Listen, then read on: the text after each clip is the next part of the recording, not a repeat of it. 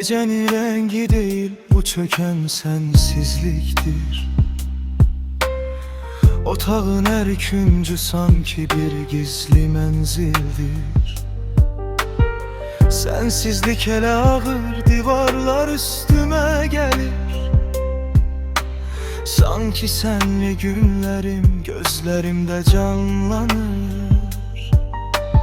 Gülüşün çıkıp gedi, hatiren kalıp ancak. Sensiz dünya bir zindan, vaxt keçmir durup zaman. Aktarıram mən seni her bakışta, her üzde. İtmişik bir denizde, heremiz bir tərəfdə. Dilimde eyni cümle, yüreğimde bir sual. Darıxmaq bu kadar mı çetin olurmuş ey ruhum?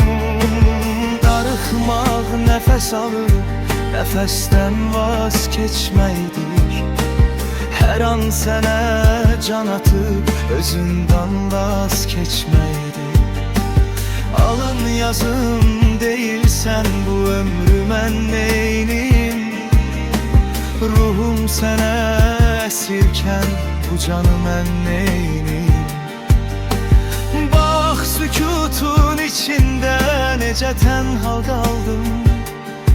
Ben seni her saniye, her nefeste arzuladım. Pencereden boylanan o solgun kederli ay, sanki mənə səslənir o geri dönməyəcək.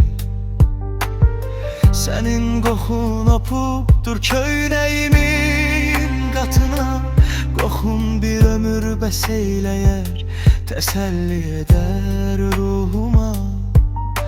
Sözler aciz kalırsa gözyaşım dastan olar. Sensiz geçen her anım kalbime zindan olar. Bizim bu hekayemiz ele yarım kalmakmış. Mənə düşen pay ise hayallarda yanmakmış. Bu ağrı ele derin, ne söz yeter ne kelam.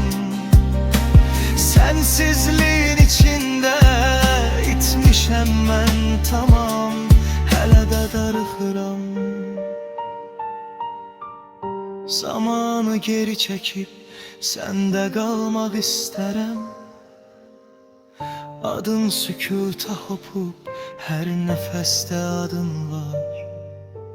Benim tenha dünyamda silinmeyen izin var. Ben sene bürünmüşem, bende ancak sen varsan. Ben özümü itirdim, ruhumda tekçe sen varsan. Yalnız sen, her zerremde sen varsan. Yalnız sen, her zerremde sen varsan.